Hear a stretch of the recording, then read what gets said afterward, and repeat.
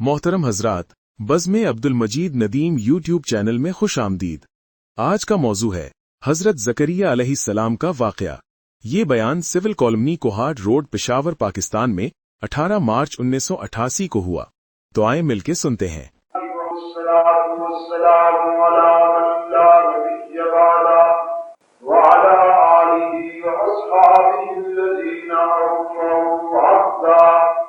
الذين هم مفاتيح الرحمة ومصابيح الهدى. أعوذ بالله من الشيطان الرجيم. بسم الله الرحمن الرحيم. يا عين صاد ذكر رحمة ربك عبده زكريا إذ نادى ربه نداء خفيا قال ربي وهدى العظم مني واشتعل الرأس شيبا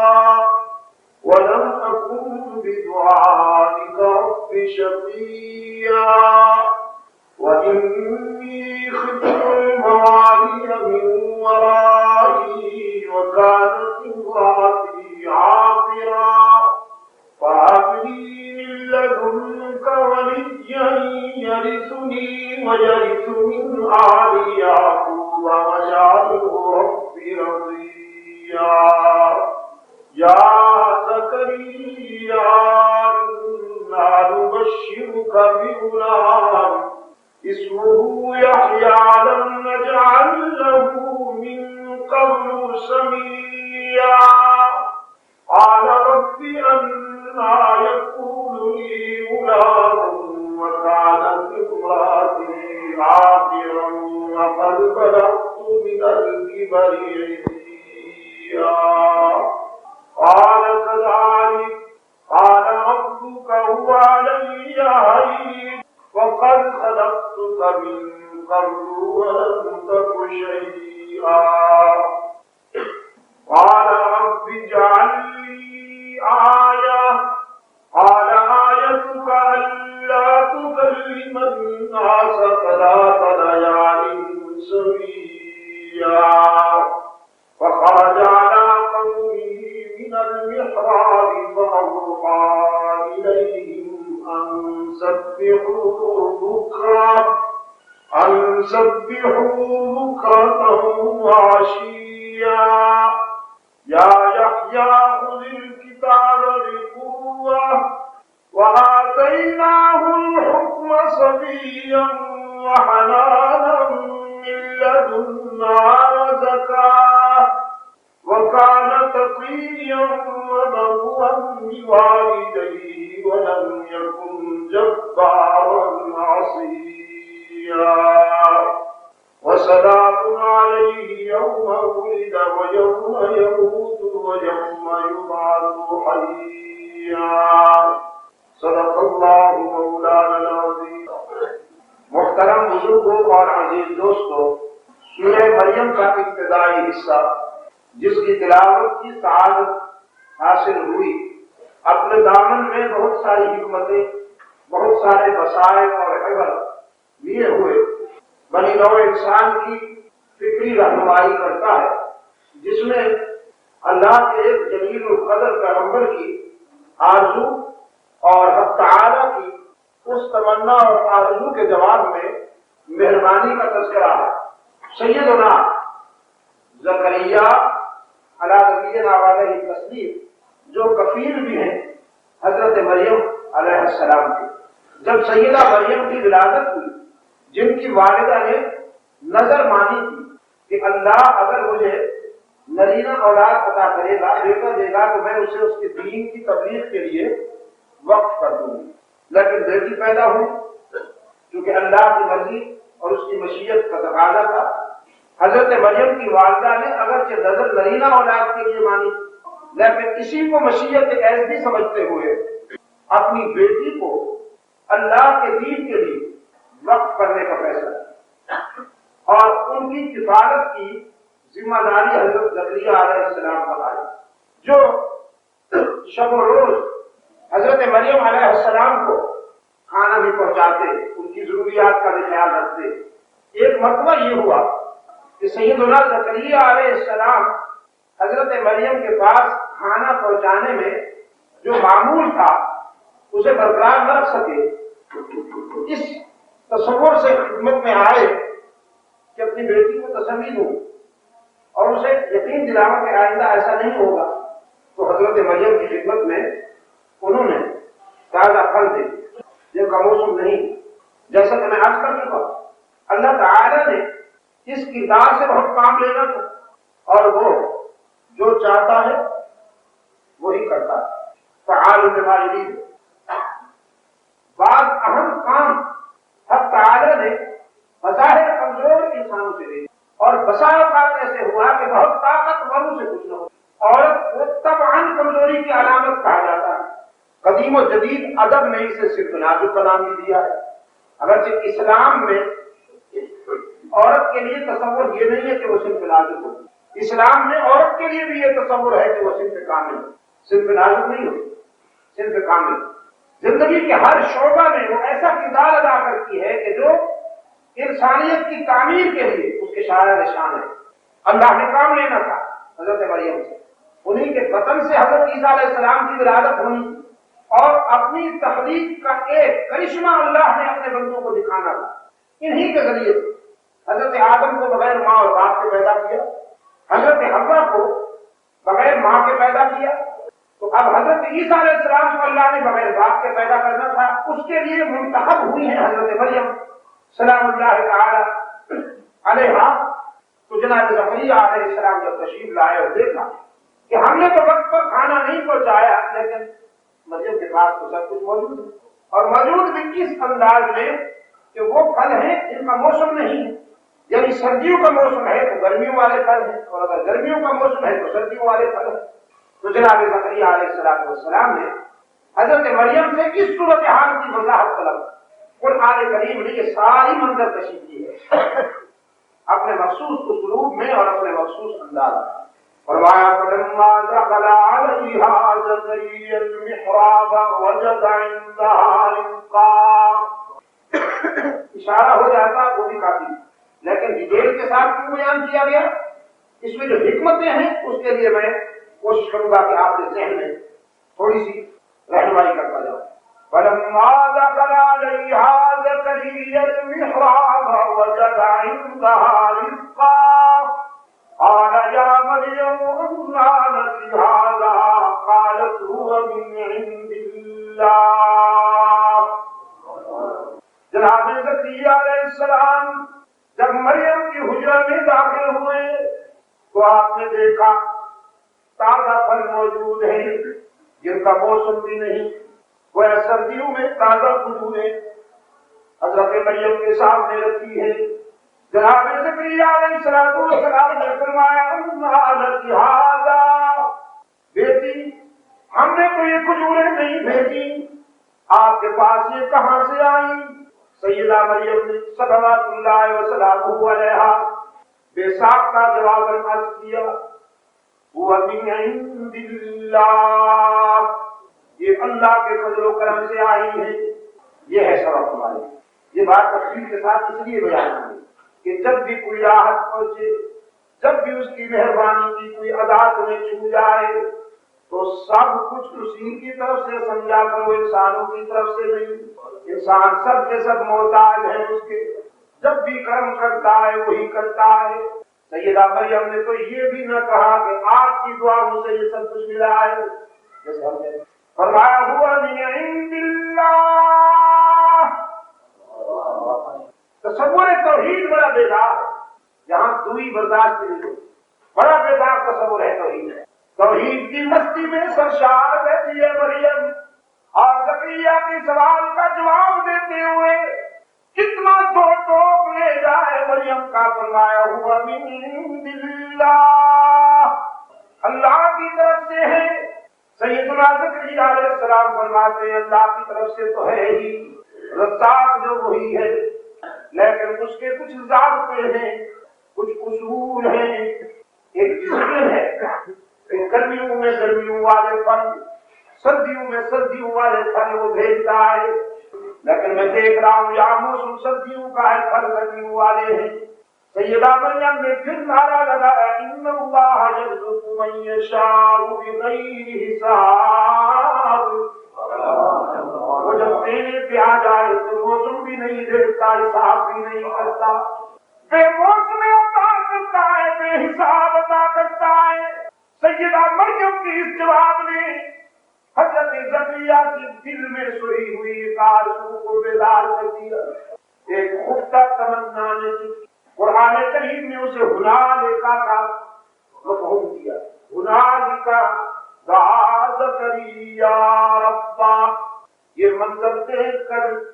مریم کی زبان سے جواب سن کر حضرت زکریا علیہ السلام کی زبان پر بے ساختہ آرزو مچل گئی، رب هب لي من لدنك ذرية طيبة إنك سميع الدعاء۔ الہ العالمین،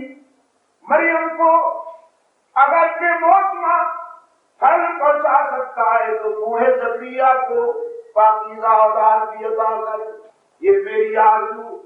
خفتہ تھی، پنہاں تھی دل و نگاہ کی گہرائیوں میں، آج تک میں نے اس کا اظہار تو نہیں کیا، دل چاہتے ہوئے بھی لبوں تک یہ آرزو نہیں آئی، لیکن آج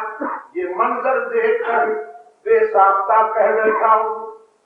بیٹا چاہیے اور بیٹا بھی پاکیزہ کردار والا۔ اس یقین کے ساتھ تیرے حضور دعوت پھیلائے کھڑا ہوں کہ تو تیرے سوا کوئی سننے والا نہیں، قبول کرنے والا نہیں، تجھ سے مانگتا ہوں اور جواب چاہتا ہوں۔ یہ ابتدائی حصہ سورہ مریم کا حضرت زکریا علیہ السلام کی اسی آرزو اور تمنا کی کہانی ہے۔ فرمایا یا العالمین اذ نادى ربه نداء خفيا قال رب إني وهن العظم واشتعل الرأس شيبا ولم أكن بدعائك رب شقيا۔ میرے اعصاب ناتوان ہو گئے، میرا جسم ضعیفی میں گر گیا، بال سفید ہو گئے، بالوں میں چاندی اتر آئی اور بیوی آکرہ ہو گئی، بچے جلنے کے قابل نہیں رہی۔ حالات کو حوصلہ افزا نہیں کہ میں بھی بوڑھا، میری بیوی بھی آکرہ، لیکن لم اکن بدعائک رب شقیا۔ میں جس سے مانگ رہا ہوں وہ ان حالات کے باوجود بھی دامن بھر سکتا ہے، مراد پوری کر سکتا ہے۔ حالات کے لحاظ سے یہ بات ممکن نہیں، اس عمر میں اولاد نہیں ہوا کرتی، نہ میں اس قابل ہوں نہ میری بیوی، لیکن تو سب کچھ کر سکتا ہے۔ جس طرح مریم کو بغیر موسم کے رزق پہنچا دیا، مجھے بھی بغیر موسم کی اولاد عطا کر۔ میں تجھ سے مانگتا ہوں اور تجھ سے مانگنے والے کبھی ناکام نہیں رہتے۔ لم اکن بدعائک رب شقیا۔ یہ پرسنل میرا ذاتی مشاہدہ، میں نے جب بھی تیرے حضور ہاتھ پھیلائے، میں نے جب بھی تیرے حضور لب کشائی کی، میں نے جب بھی تیرے حضور دامن پھیلایا، الہ العالمین تو نے تو ہر موقع پر میری مراد کی۔ میرا دامن تنگ ہو گیا لیکن تیری عطا کم، تو آج بھی اس یقین کے ساتھ تجھ سے مانگتا ہوں۔ رب العالمین نے حکم دیا، روح الامین آج اکیلا نہیں جانا، عموماً تنہا روح الامین پیغام رسانی کے لیے آتے جاتے ہیں، لیکن آج حکم ہوا اکیلے نہیں جانا، وقت لے کے جاؤ فرشتوں کا۔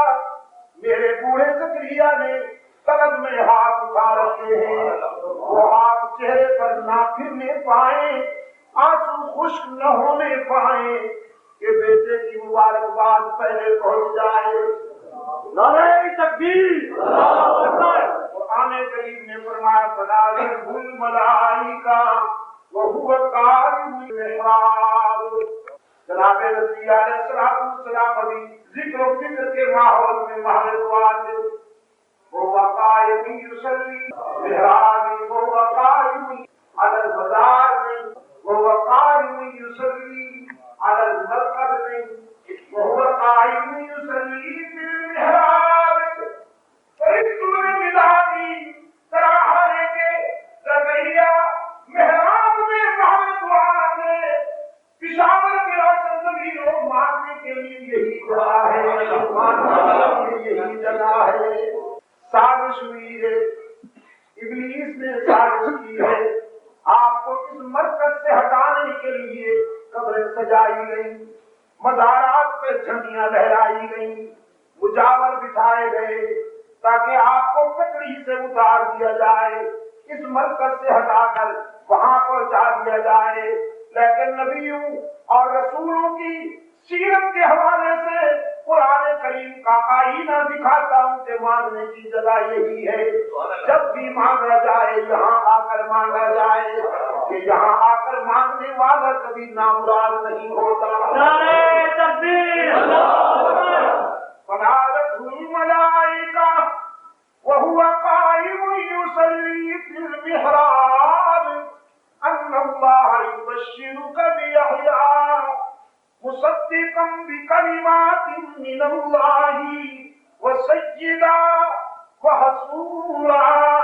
ونبيا من الصالحين ندائی زکریا تجھے بیٹے کی مبارک ہو اللہ نے تیری آرزو تجھے بیٹا عطا کیا ہے اس کا نام بھی آپ کو تجویز کرنے کی ضرورت نہیں خود اللہ نے اس کا نام تجویز کر دیا ایک اور مقام پہ فرمایا نام بھی ایسا تجویز ہوا کہ اس سے پہلے کبھی کسی بچے کا یہ نام نہیں رکھا گیا تھا رب العالمین نے فرمایا تو نے اپنی دعا میں ذریۃ طیبہ کہا تھا نا تو پھر قبولیت کا یہ انداز ملاحظہ فرمائیے مصدقا بکلمات من اللہ وسیدا وحصورا ونبیا الصالح وہ اللہ کی باتیں اس کے بندوں تک پہنچانے والا ہوگا سچی باتوں کی تصدیق کرنے والا ہوگا سربلند ہوگا باوقار ہوگا اور جو تجھے بیٹا دے رہا ہوں وہ بھی سر تیرا ہوگا پیغمبر میرا ہوگا اس کے سر پہ نبوت کا تاج بھی رکھوں گا جو مانگا تھا وہ مل گیا اب حیران ہو گئے کہنے لگے اللہ یقول لی غلام وکانت امراتی عاقرا وقد بلغت من الكبر عتیا الہ العالمین میں نے عمر کے اس حصے میں بیٹا مانگ لیا بیٹا دینے کا اعلان کر دیا لیکن اب حیران ہوں کہ بیٹا ہوگا کیسے میری تو بیوی عاقرہ میرا یہ حال ہے کیسے ہوگا بیٹا رب العالمین اس پیچیدہ سوال کا جواب ڈیپ کوسچن کا جواب چٹکی میں دے دیا ہم نے دینا ہے زکریا اور جب ہم کسی بات کا فیصلہ کر لیا کرتے ہیں اذا اراد شیئا ان یقول له فیکون ہم نے کن کہا کائنات منظم ہو گئی آسمان بلند ہو گیا زمین بچھ گئی سر سر شوخیاں لے کر آ گئی باد نسیم لطافتیں لے کر آ گئی موسم گرما حرارتیں لے کر آ گیا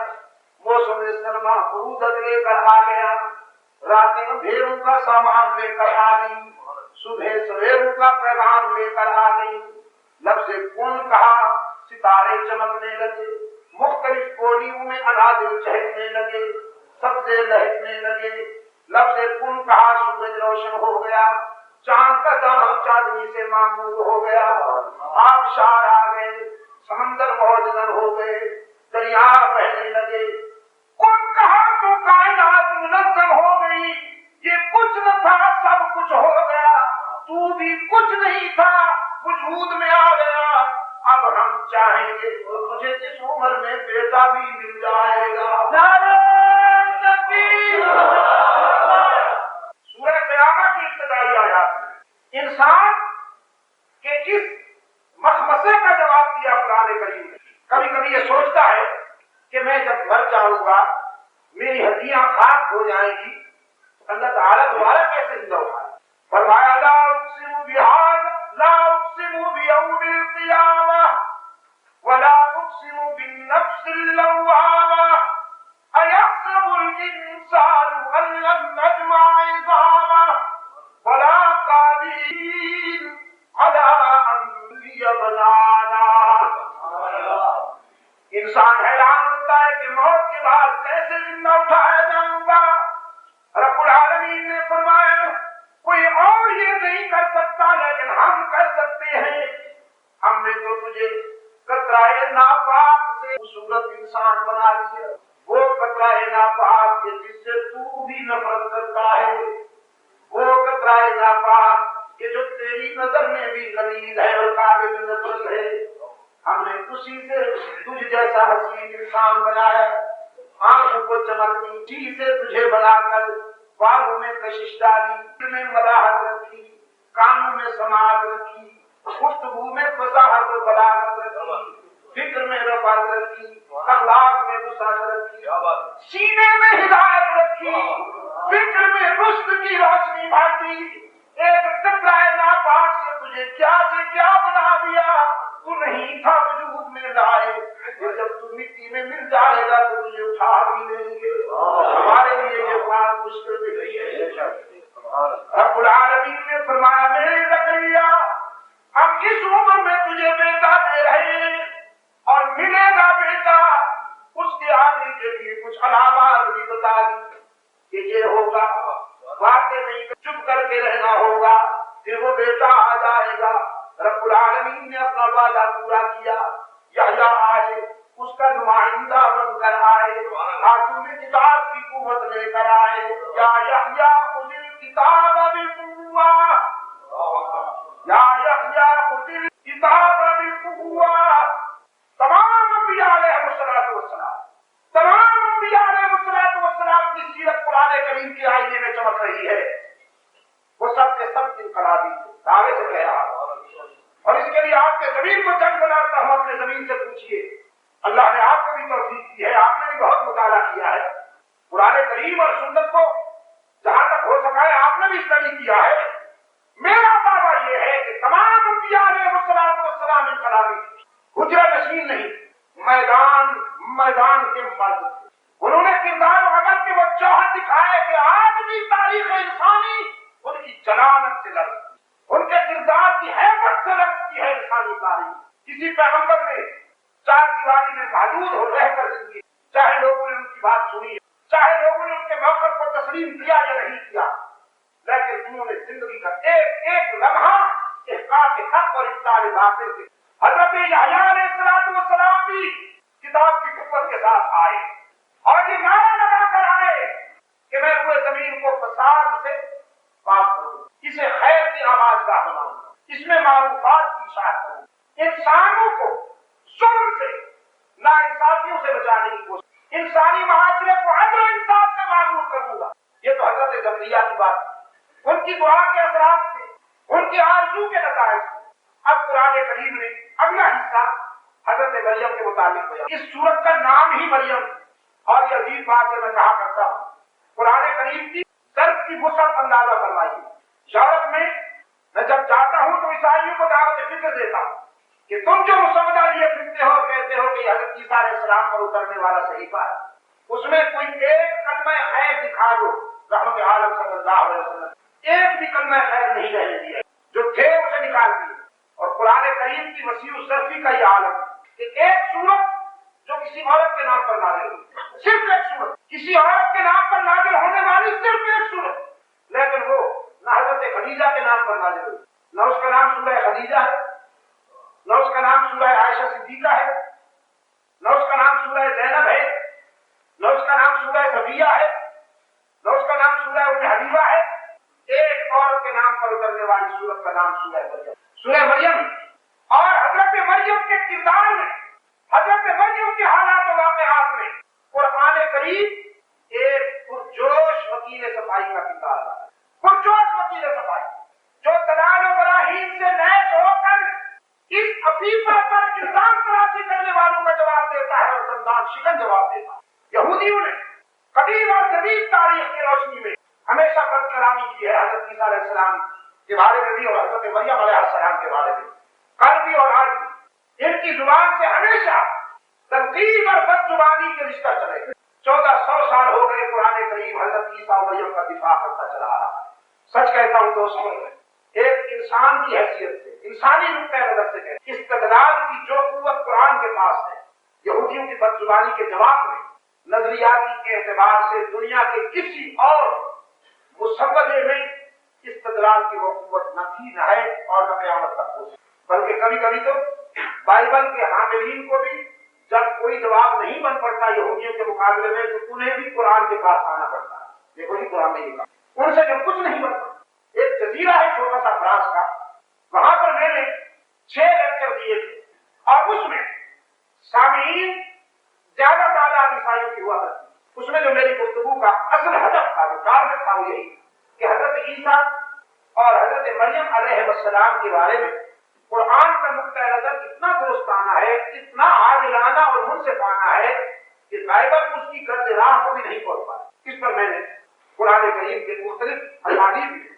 جہاں جہاں کہیں ان دونوں مقدس کرداروں کا تذکرہ آیا ہے اسے انسانی کر آخری اجلاس کوشچن اینڈ آنسر ہوئی۔ انہوں نے مجھ سے سوالات کیے، میں ان کے جواب دیتا۔ ان کا ایک سوال یہ تھا کہ جب آپ حضرت عیسیٰ اور مریم کے بارے میں اتنا حسن ظن رکھتے ہیں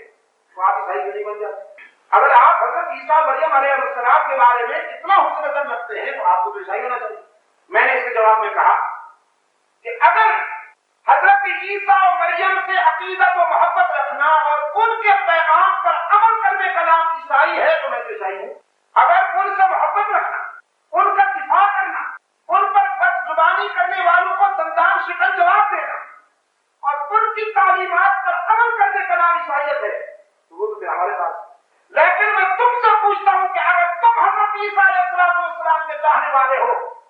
حضرت مریم علیہ السلام سے تمہیں محبت ہے، تو پھر جس قرآن نے عیسیٰ اور مریم کے دفاع میں اتنا بڑا تاریخ ساز کردار ادا کیا ہے، تمہیں بھی اس قرآن کی غلامی کرنی چاہیے تھی، مخالفت تو نہیں کرنی چاہیے تھی۔ اس پر اللہ کے فضل و کرم کے ساتھ 3.5 کروڑ عیسائیوں نے کلمہ پڑھا۔ میں ایک بات آپ سے، میرا مشاہدہ ہے عالمی سطح پر میں نے دعوت و تبلیغ کے ضمن میں اسفار کرنے کے بعد میں جس نتیجے پہ پہنچا ہوں، میرا مشاہدہ یہ کہ اگر اسلام کے کاج کو بالکل نیوٹرل ضمن میں غیر جانبدارانہ اسلوب میں بنی نوع انسان کے سامنے پیش کیا جائے تو حالات اتنے سازگار ہیں کہ شاید اس سے پہلے کبھی اتنے سازگار نہیں۔ اس کے نتائج ہماری توقعات سے کہیں زیادہ سامنے آتے ہیں، اس لیے کہ فطری کے اعتبار سے انسان جتنا آج پریشان ہے کبھی نہیں۔ یورپ کی حرکت کو انسان کو سکون فراہم کرنے کے ذمن میں، انسان کو اطمینان فراہم کرنے، یورپ بھی ناکام ہو چکا ہے تو یورپ اب مارکیٹ دیتا۔ پہلے مارکیٹ میں گزارا کرتے تھے، اب آپ کی مہربانی سے ہیروئن مل گئی جی، وہ ہیروئن استعمال کرتے ہیں، نشہ آور چیزیں استعمال کرتے ہیں اور جانور کی طرح پڑے رہتے ہیں۔ پھر جب ہوش آنے لگتا ہے تو ایک گولی اور لے لیتے ہیں، ایک انجیکشن اور لگا لیتے ہیں، پڑے رہتے ہیں۔ شیر کا ہوش نہیں، بال بڑھ رہے ہیں اس کا ہوش نہیں، کپڑے پھٹ رہے ہیں اس کا ہوش نہیں۔ اور ہمارے یہاں انگریز کو دیکھ کر گھوٹوں کی زبان پھیرنے والے، یہ جو للچائی ہوئی نظروں سے دیکھتے ہیں نا انگریز کی ہر ادا ان کے لیے واجب التقلید، وہ بے ہوش پڑے رہتے ہیں، شیر کرنے کی نوبت نہیں آتی، انہوں نے ان کے بڑے ہوئے بالوں کو حسن سمجھ کر اپنے بال بھی چھوڑے۔ اتنا نہیں سوچا کہ یہ ان کی بدحواسی کی کیفیت ہے، یہ فیشن نہیں ہے، یہ تو بدحواسی کی کیفیت ہے، ان کے ہوش ٹھکانے نہیں ہے،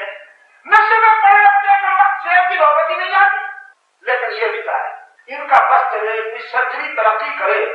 کہ کھال بدلی جائے، عالمی سطح پر کوئی اعلان کرے ڈاکٹر کہ میں کھال بدل سکتا ہوں تو میرا خیال ہے کہ سب سے زیادہ یہاں سے آرڈر بک کرائے جائے گی کہ ہماری کالی کھال اتار کر ہم پہ گوری کھال چڑھا دی جائے تاکہ ہم 100% انگریز ہو جائیں۔ ہر ادا اپنانی ہے، وہ اچھی ہو یا بری۔ اس نے کتوں کو پیار کیا، انہوں نے کتوں کو باپ بنا دیا۔ آپ کیا کریں، یہ بوڑھے انگریز بوڑھے جب ہو جاتے نہیں اولاد برباد کر جاتے، اولڈ پیپل ہاؤس میں پڑے رہتے۔ وہاں کینیڈا میں نے جا کے دیکھا تو انگریزوں نے اپنے کتوں کا نام بیٹی کا نام پر رکھا ہوا یا بیٹے کا نام پر رکھا ہوا، کیونکہ وہ تو قریب آتے نہیں، وہ تو آئیں گے تو کرسمس ڈے پر ایک دن آئیں گے، 2-3 گھنٹے کے لیے خوشامد کریں گے، how are you mummy daddy, how are you, وہ پیسٹری آ کے کھلائیں گے، کچھ یہ کھلائیں گے، 2 گھنٹے کے بعد پھر 1 سال کے لیے گڈ بائے بائے بائے ہائے ہائے ہائے کرتے ہیں، پھر 1 سال کے بعد ملیں گے۔ اب 1 سال کے لیے وہ تو چلے جائیں گے، یہ کتوں پہ گزارا کریں گے۔ میں نے کہا انگریز دیا گزرا صحیح، بہت گیا گزرا صحیح، لیکن پھر بھی اس نے کتے کو بیٹا بنایا ہے، ان کالے انگریزوں نے تو کتے کو باپ ہی بنا دیا، ان کو کیا ہو گیا؟ میرے عزیز دوستو، شوق اپنی آبادی کو سکون فراہم نہیں کر سکا، سرخ لابی اپنی آبادی کو اطمینان امن فراہم نہیں کر سکی، بلڈنگیں دی، سائنس اور ٹیکنالوجی نے جدید سہولتیں دی، فاصلے سمٹ گئے، لیکن دلوں کے فاصلے اور بڑھ گئے، جغرافیہ کے فاصلے سے پوری دنیا ایک محلہ بن چکی، ٹیلی فون سیٹ سامنے رکھیے، ڈائل کرتے جائیے، کبھی آپ واشنگٹن بات کر رہے ہوں گے، کبھی نیو یارک بات کر رہے ہوں گے، کبھی آپ ماسکو بات کر رہے ہوں گے، کبھی آپ پیکنگ بات کر رہے ہوں گے، پوری دنیا ایک محلے کی صورت میں سمٹ گئی ہے، لیکن جغرافیہ کے فاصلے جتنے سمٹ گئے ہیں، دلوں کے فاصلے اتنے بڑھ گئے ہیں۔ اب انسان اطمینان قلب کی تلاش میں، فلک کون بلڈنگیں اسے اطمینان مہیا نہیں کر سکتی، جدید سائنس ٹیکنالوجی اپنی تمام تر سہولتوں اور آسودگیوں کے باوجود انسان کو اطمینان قلب فراہم نہیں کر سکتی۔ قرآن کریم کی سادگی، اسلام کی سادگی ہے، اسلام کی فطری کشش ہے کہ وہ سب سے پہلے انسان کو سکون مہیا کرتا ہے، بلڈنگوں میں نہیں، جھونپڑی میں بیٹھے ہوئے، خس و خاشاک کے جھونپڑی میں بیٹھے ہوئے دعوے سے کہتا ہوں، وہ انسان کہ جنہیں نان زمین میسر ہے وہ مشکل، پہننے کے لیے موٹا ڈھوٹا لباس اور کھانے کے لیے نان زمین میسر ہے، کسی عرب پتی جس کا اربوں کا بیلنس ہو اس کے مقابلے میں جھونپڑے میں بیٹھا ہوا ایک مسلمان زیادہ مطمئن نظر آتا ہے، اس لیے کہ اسلام دین فطرت کی حیثیت سے سب سے پہلے انسان کے دل کو مطمئن کرتا ہے، سب سے پہلے، یہ میرے تک بھی بعد میں پہنچتا ہے، میرے تک بھی بعد میں پہنچتا ہے، سب سے پہلے انسان کے دل کو مطمئن کرتا ہے۔ میرے عزیز دوستوں، حالات اس وقت دل کے ساتھ آ رہے ہیں، میں نہیں کہہ رہا تھا آپ کے سامنے، اس سے پہلے شاید کبھی نہیں تھے، شاید آئندہ بھی ایسے نہ ہو، اگر اسلام کے کاج کو منصفانہ انداز میں پیش کیا جائے تو بہت اچھے نتائج سامنے آ رہے ہیں۔ ابھی یہ گزشتہ دنوں میں انٹرویو دیا گیا، بمبئی میں تبلیغی جماعت کا ایک جوڑ، بہار میں بھی بتا جائے جوڑ تھا، اس جوڑ میں اگر 1.5 لاکھ فرزندان اسلام تھے تو 50,000 ہندو تھے، ان کے لیے نشست علیحدہ بنائی گئی، بیٹھنے کی جگہ علیحدہ بنائی گئی کہ اگر تم سننا چاہتے ہو اسلام کی بات تو سنو، کہ اسلام تمہارے لیے کیا لایا، اسلام انسانی نقطہ نظر سے تمہیں کیا دینا چاہتا۔ انہوں نے اسلام کی بات سنی اور معمول کے مطابق جب دعا کے لیے ہاتھ پوچھنے لگے تو سینکڑوں ہندوؤں نے اسلام قبول کیا۔ اسی طرح ہو گیا میں ایک اجتماع میں شرکت کی تھی، وہاں بھی اجتماع کے خاتمے پر سینکڑوں غیر مسلموں نے اسلام قبول کیا۔ پھر خصوص ہریزم اور شودر اقوام جن کو بڑی ذات کا ہندو انسان بھی نہیں پڑا، ان کو اپنی چارپائی پر نہیں بیٹھنے دیتا، ان کو اپنے برتن میں پانی نہیں پینے دیتا، ہاتھ ملانا ان سے روانہ نہیں کرتا، چھوٹ چھاٹ کا مظاہرہ کرتا ہے۔ جب وہ اسلام کے اخلاق کو دیکھتے، جب وہ اسلام کی انسانیت نوازی کو دیکھتے، جب رحمت عالم صلی اللہ علیہ وسلم کی سیرت سنتے ہیں کہ ایک غلام منڈی میں بکنے والا ایک غلام جب رحمت عالم صلی اللہ علیہ وسلم کے قدم میں آ گیا تو اللہ کے رسول صلی اللہ علیہ وسلم نے اسے اپنا بیٹا بنایا، اسے اپنا بیٹا کہا، اور پھر آگے چل کے ہاشمی خاندان کی چشم و چراغ، ہاشمی خاندان کی ایک بیٹی اسی غلام کے نکاح میں دے کر اللہ کے رسول صلی اللہ علیہ وسلم نے امن ثابت کیا ہے کہ یہ اونچ نیچ اسلام میں نہیں ہے، اسلام میں سب انسان ہونے کے ناطے سے برابر ہے۔ اسلام غیر منصفانہ تقسیم اور تفاخر کی یہ بت توڑنے کے لیے آیا ہے۔ تو جب ان کے سامنے یہ سیرت بیان کی جاتی ہے، جب یہ حالات رکھے جاتے ہیں تو جن کے مقدر میں ہوتا ہے اسلام کو قبول کرتے ہیں۔ گھڑی میں 2 بجے اور میں ابھی بات شروع کر رہا ہوں، لیکن ظاہر ہے آپ نے تو کہا کہ چلے نماز اثر کے ساتھ پڑھ لیں گے، نماز چلے جاؤ، لیکن میرا یہ ذوق نہیں، مولانا کی طرف سے صدر سے مجھے اجازت ہے، لیکن میں نماز کو مؤخر کرنا پسند نہیں کیا کرتا ہوں، میرا یہ معمول ہے۔ اللہ تعالیٰ ہم سب کو قرآن کے دامن میں امن اور سلامتی حاصل کرنے والوں میں شامل فرمائے، ہماری عملی زندگی میں قرآن کریم کی انوار و تجلیات نظر آئے، اور ہم مثالی مسلمان بن کر آنے والی نسلوں کے لیے آئیڈیل کردار چھوڑ دیں۔ آج کے حالات میں میرے بزرگ خاص طور پر سن، آج کے حالات میں نئی نسل خاص طور پر ذہنی اضطراب میں مبتلا ہے۔ اس کی وجہ یہ ہے، ایک تو سرکاری پالیسیاں اسلام خوش ہیں، اسلام کے نام پر کفر کا کاروبار کرتا ہے۔ نام تو یہ ہے کہ اسلام آ چکا، اور کیا چاہتے ہو؟ اور بیچارے ہمارے نوجوان ہمارے بچے جب ریڈیو کھولتے ہیں تو تباہی میں گانے سنتے ہیں، وہ کہتے ہیں شاید یہ بھی اسلام کا حصہ۔ ٹی وی کا بٹن آن کرتے ہیں، اس میں وہی گندی جنس کھڑی ہوتی ہے، وہ کبھی تھرک رہی ہے، کبھی ناچ رہی ہے، کبھی گا رہی ہے، نوجوان سوچتے ہیں شاید یہ بھی اسلام ہوگا۔ ہر رات بکنے والا جسم، ہر رات بکنے والا جسم، جس کو جسم کہنا بھی میرا خیال جسم کی زیادتی ہے، فراغت کا جسم، گندگی، اس کو ٹی وی پہ یوں پیش کیا جاتا ہے کہ جیسے بہت بڑی اس کے کوٹ دکھایا جاتا ہے، اس کی عزت بنائی جاتی ہے، نئی نسل کو کاشن دیا جاتا ہے کہ اگر تم نے بھی ترقی کرنی ہے تو یوں کرو، ایوارڈ دیے جاتے ہیں۔ امریکہ کے پاس کو غلام یہاں بیٹھے ہوئے اور تبلیغ سرنگی کی فضا میں ناچنے گانے والوں کو ایوارڈ دیتے ہیں، ان کی حوصلہ افزائی کرتے ہیں، ان کو تھپکی دیتے ہیں، شاباش، اور ناچو اور گاؤ۔ دو بہن بھائی خبیث وہاں چوسی ہوئی گڈیریاں یورپ میں چوس کا انہیں پھینکا، پاکستان والے آنکھوں پہ بچھا، اور اپنی جد ان کو یہاں کوئی عزت ملی کہ کبھی وہ سوچ بھی نہیں سکتے، کبھی وہ سوچ بھی نہیں سکتے تھے۔ اب یہاں والوں نے انہیں یوز کر کے پھینک دیا، اب ہندو نے انہیں پسند کر لیا، اب وہ استعمال کریں۔ نئی نسل کو تباہ کر دیا ہے میڈیا نے، قومی ذرائع یہاں سے تباہ کر دیا ہے انہیں۔ رہ گئی تھی مذہب کی مسجدیں، یہاں سے امن کی آواز اٹھتی، یہاں سے سکون کا پیغام اٹھتا، لیکن امریکن لابی کے منصوبے کے مطابق ان کو انتشار اور اضطراب اور اختلاف کا شکار کر دیا۔ عیسائی مذہب کے حوالے سے کبھی نہیں لڑتے، قادیانی مذہب کے حوالے سے کبھی نہیں لڑتے، اعلیٰ خانی مذہب کے حوالے سے کبھی آپ نے کبھی نہیں سنی ہوگی کہ ان میں لڑائی ہوئی ہو۔ کیوں؟ یہ امریکن لابی کے خود خواستہ پودے ہیں، یہ امریکہ کے لگائے ہوئے پودے ہیں، کیونکہ امریکہ چاہتا ہے کہ یہ بڑھے پھلے پھولے۔ جب بھی لڑائی ہوگی مسلمانوں میں ہوگی، کبھی کسی مسئلے پر، کبھی کسی عنوان پر، کبھی کسی حوالے سے، یہ آپس میں لڑیں گے تاکہ یہ لڑ کر متنازع بن کر مٹ جائیں، یہ منتشر ہو کر ختم ہو جائے اور وہ متحد رہ کر بڑے پھلے پھولے۔ وقت کے اس تقاضے کو ملحوظ رکھیے،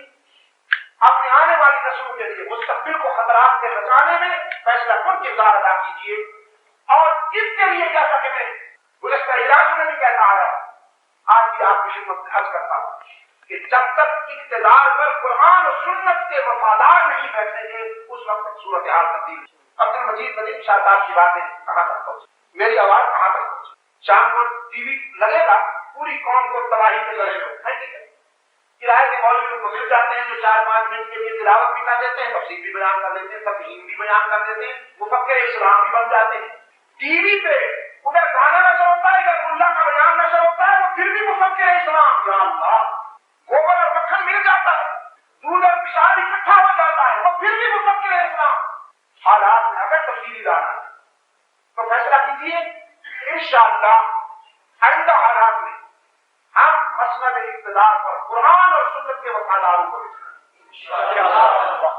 اور جب اس مسند پر قرآن اور سنت کے وفادار بیٹھیں گے تو پھر انشاءاللہ اس سرزمین پر فیصلے نہ روس کے اشارے کے مطابق ہوں گے، نہ امریکہ کے اشارے کے مطابق ہوں گے، پھر انشاءاللہ اس سرزمین پر فیصلے قرآن اور سنت کے قانون کے مطابق ہوں گے، اور جب یہ ہوگا تو انشاءاللہ ہم ایک مثالی مستقبل سے وابستہ ہوں۔ 8 اپریل کو انشاءاللہ میرا اسماعیل خان میں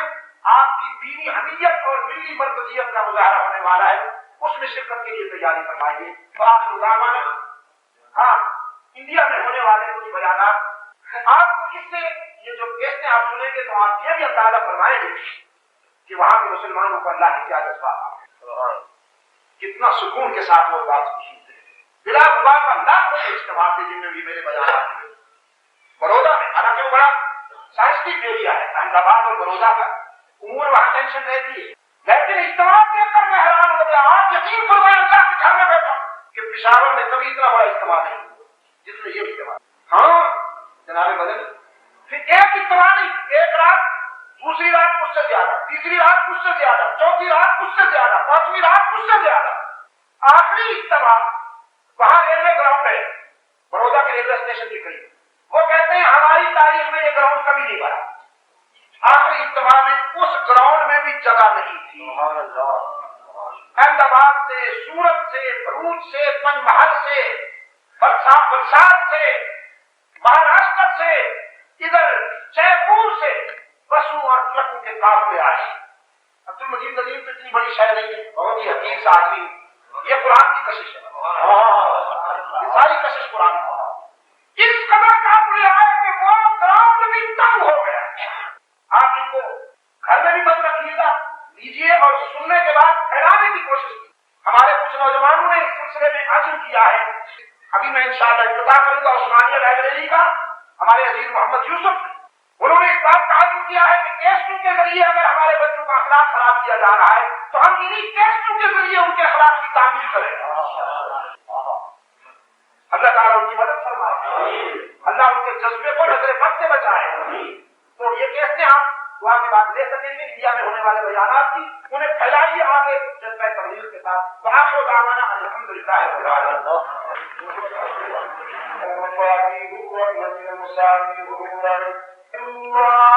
إن التوحيد حسن عاقبة تقوى الله فإن التقوى بلاد الحسنات وعليكم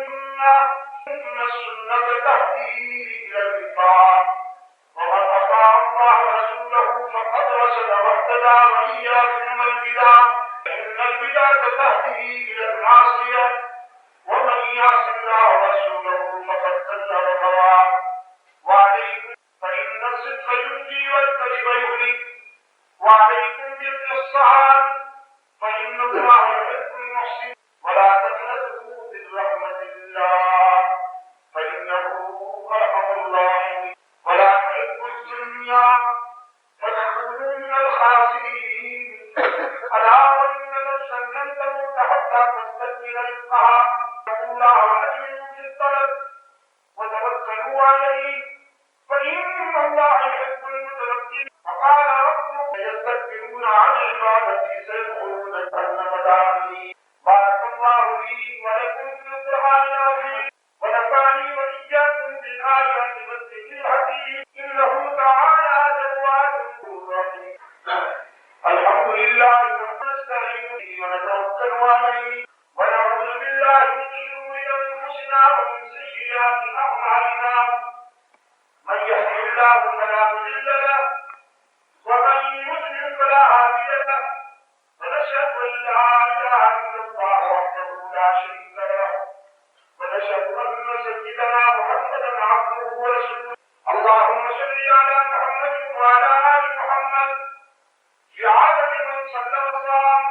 وصل كذلك على جميع الأنبياء والمرسلين وعلى الملائكة المقربين وعلى عباد الله الصالحين وسلم